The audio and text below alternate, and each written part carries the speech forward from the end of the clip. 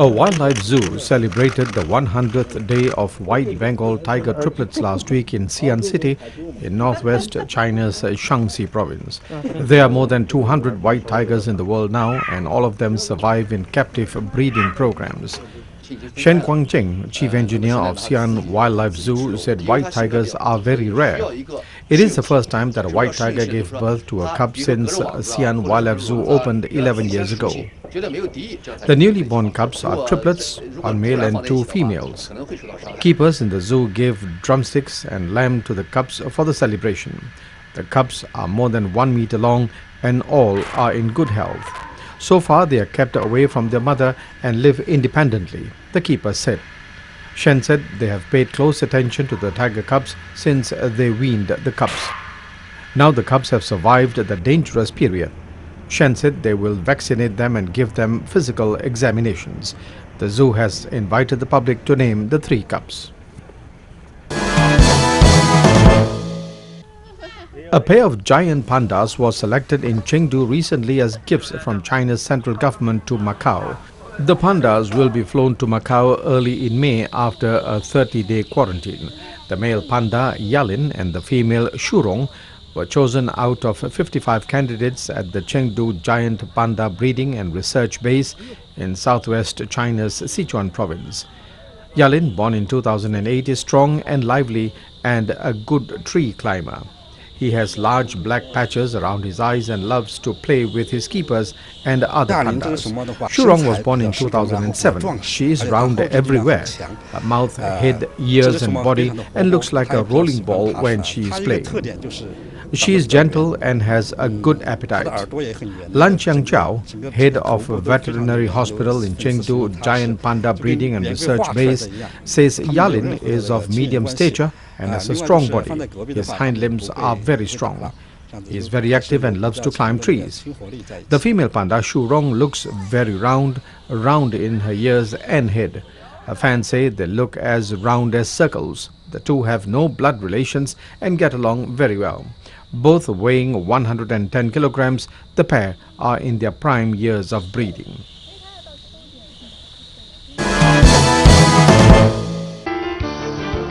Iranians across the country seized the opportunity of the Nature's Day to spend some quality time with their loved ones. It is, however, not just going to natural sites and the countryside to which Iranians venture, but also going out to the wilderness on April the 2nd of Farvardin 13 according to the Iranian calendar. The day is popularly known as Farsi as Sizda Bedar, which is roughly translated as outing the 13th of Farvardin. This is a long-running Persian tradition and is done every year. More modest destinations such as parks and recreational sites inside cities are also popular with some Iranians. It does not matter whether in the cities or out in the countryside, outdoor barbecues and other portable cooking devices are common sight. Relishing good food is, after all, an indispensable part of the event. Civil services such as police and firefighting services are nevertheless on alert to make sure the people finish the day safe and sound. The Korean space program hit a new milestone recently when it launched a multi-purpose satellite into space from Russia. It's Korea's first infrared sensor-equipped satellite, and it will establish an all-weather observation network from space. Satellite Arirang 3A was sent into space on a Russian rocket in Dnepr. 15 minutes into the launch, the projectile entered orbit 537 kilometers above ground and the satellite was separated. The satellite then made successful contact with the Troll satellite station in Antarctica and again with a ground station in Norway. 5 hours and 57 minutes after takeoff, the satellite sent a signal to the control center in Korea's Daejeon city, indicating the Arirang 3A was properly operating. This is the very moment of confirmation that the satellite is placed in orbit and the launch was a success. Arirang 3A is the first Korean satellite to have an advanced infrared sensor and a high-resolution optical camera. Cho Kwang-rae, president of Korea Aerospace Research Institute, said the launch was very significant in that a technical foundation has now been established to secure upgraded satellite imagery.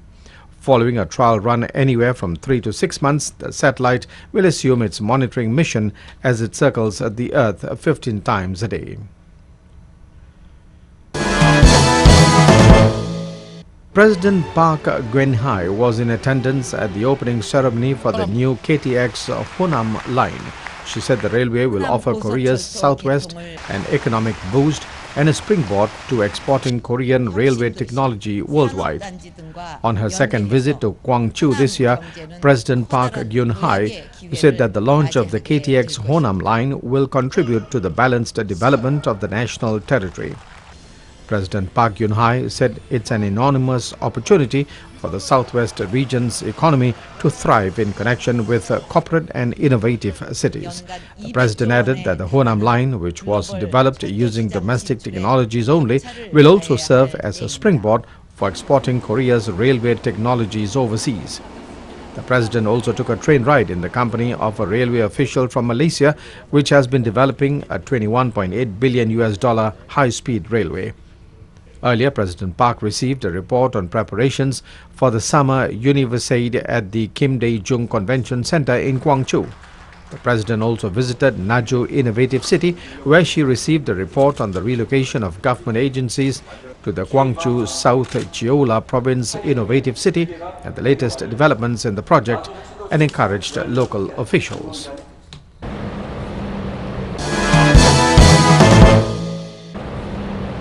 Hiroshima's atomic bomb dome marked its 100th anniversary last Sunday. City officials are considering ways to preserve the aging building while handing down memories of the devastation caused by the 1945 atomic bombing to future generations. The building was completed in 1915 and was used as a venue for trade events. It was almost completely gutted in the atomic bombing on August 6, 1945. The steel frame of the dome and parts of the walls survived. The iconic building was designated as a World Heritage Site in 1996. Many people visited the site on Sunday, taking photographs and reading signs about the history of the building.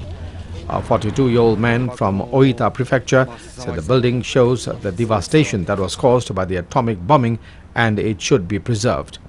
City officials have decided to keep the building in its current form while reinforcing it to make it resistant to earthquakes.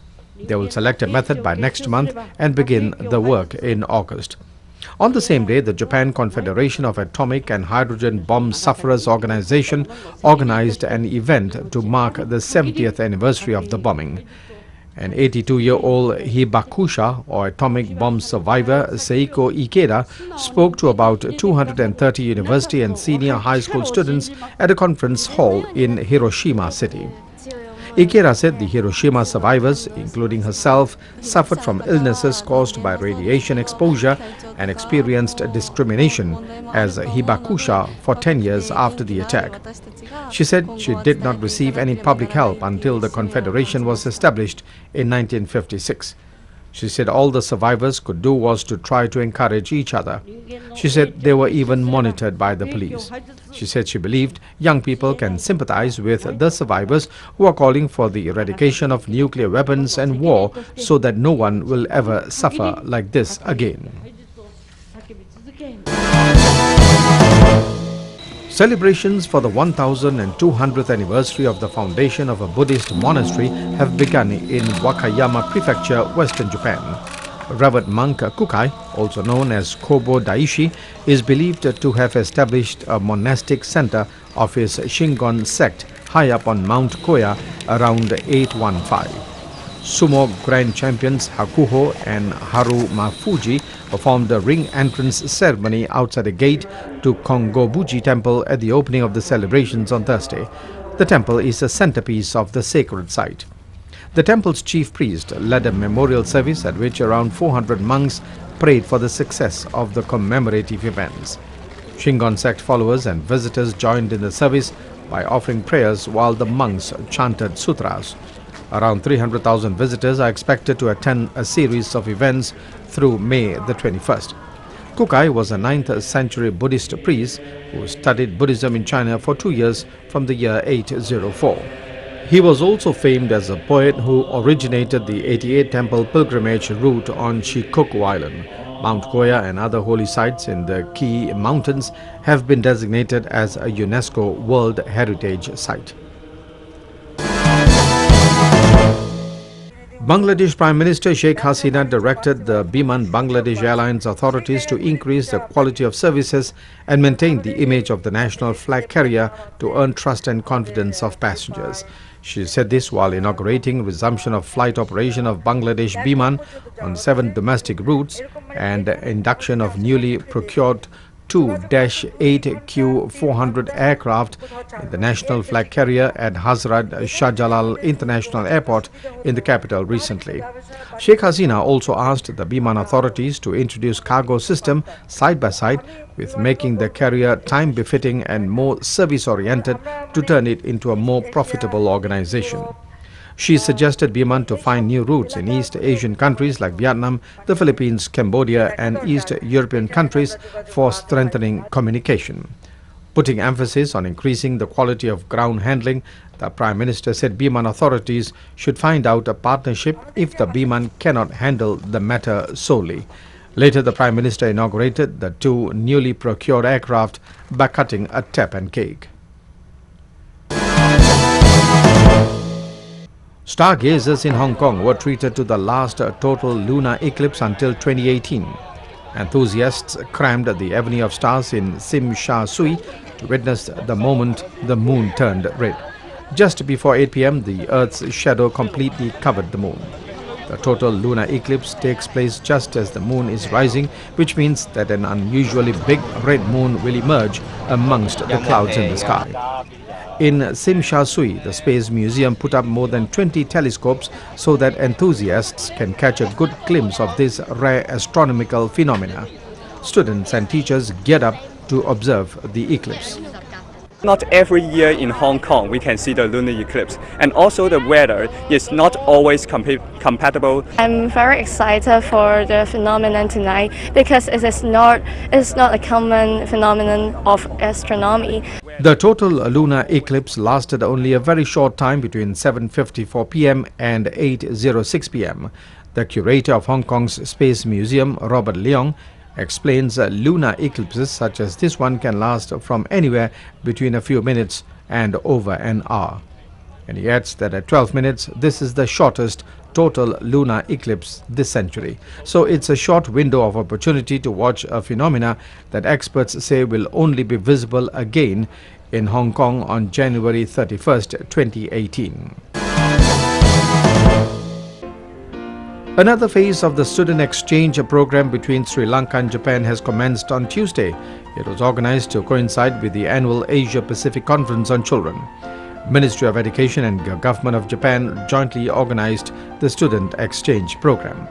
A group of 18 Japanese students visited Sri Lanka and are going to spend their time in Sri Lankan families until next week.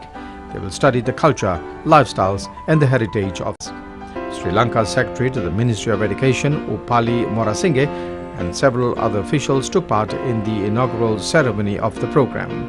They visited Sri Lanka Rupa Vahini Corporation and the National Zoological Gardens yesterday.